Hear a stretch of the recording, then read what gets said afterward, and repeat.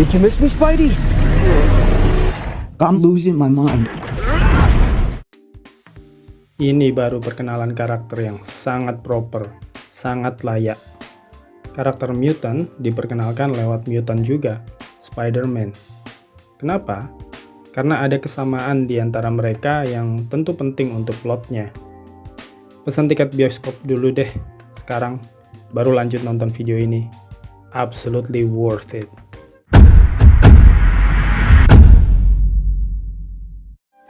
Cerita Brand New Day ini mengikuti akhir dari No Way Home, yang membuat semua orang lupa siapa identitas asli dari Spider-Man. Saat ini, Spider-Man mendedikasikan diri sepenuhnya untuk membantu kepolisian New York memberantas kejahatan luar biasa. Peter punya partner untuk berkoordinasi dengan kepolisian sekarang, yaitu Detektif The Wolf. Hubungan mereka sedikit banyak mirip dengan Batman dan Komisioner Gordon.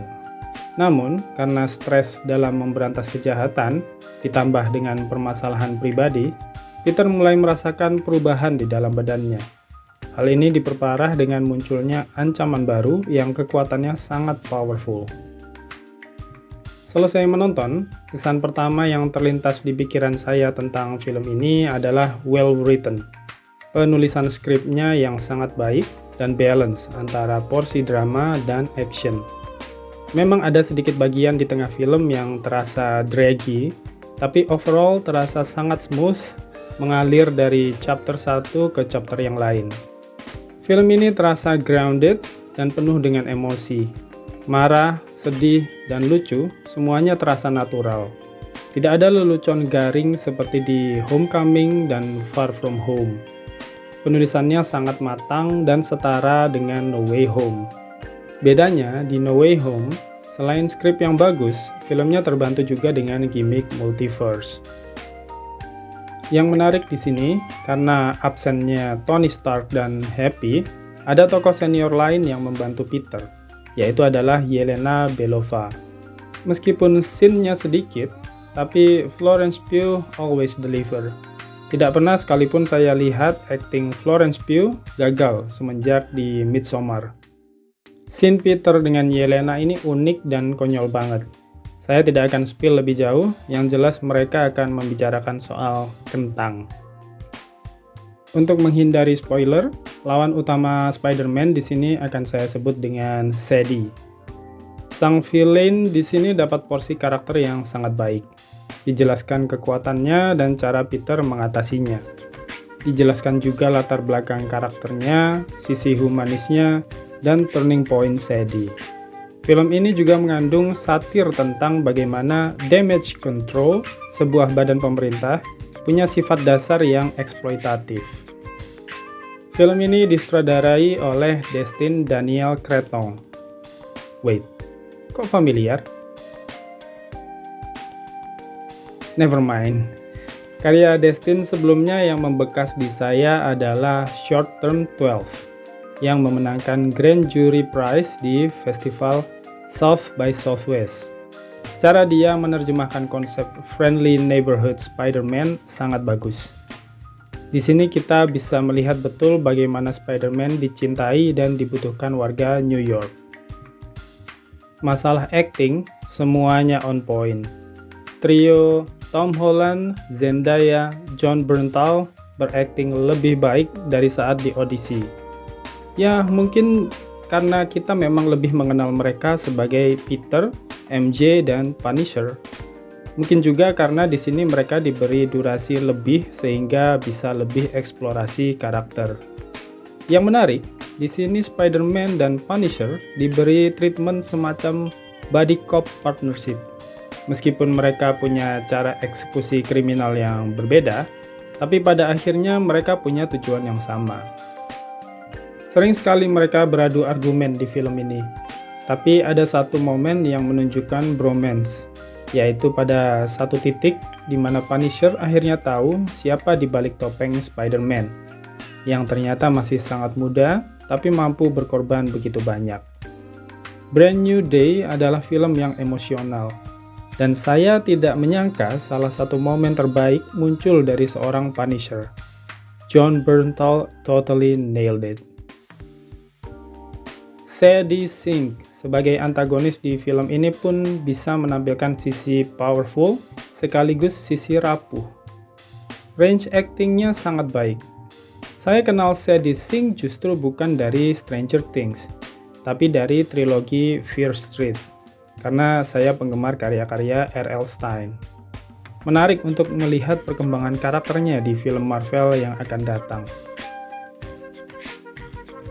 Untuk departemen visual, saya merasa sequel ini kualitasnya meningkat dari sebelum-sebelumnya.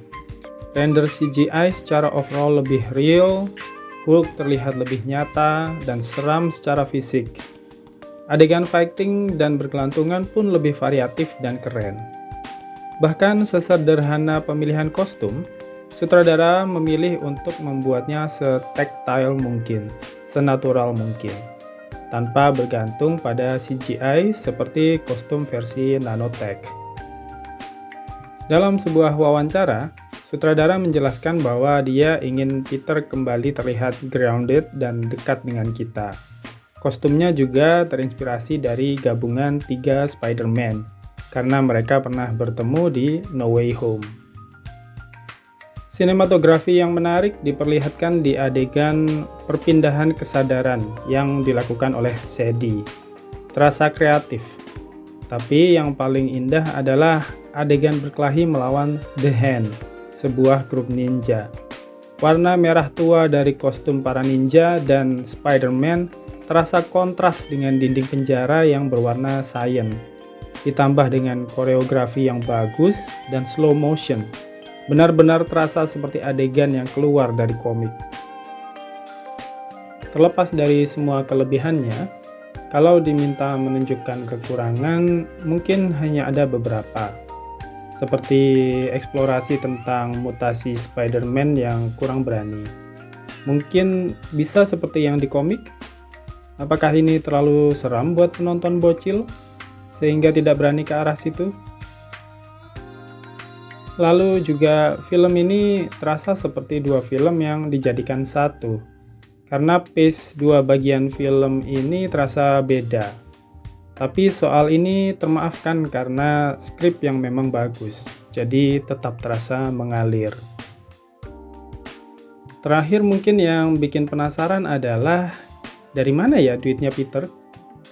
Dia tidak digambarkan punya kerjaan yang jelas, seperti kerja di Daily Bugle misalnya. Kerjanya tiap hari cuma menangkap penjahat dan riset di depan komputer. Tapi bisa punya alat macam-macam dan bisa buat gadget baru terus. Kalau ada yang tahu dari mana uangnya, kasih tahu dong di komentar.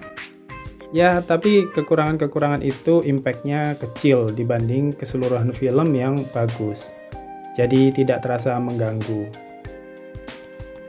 Kesimpulannya, Brand New Day adalah film yang sangat emosional dan berkesan bagi saya.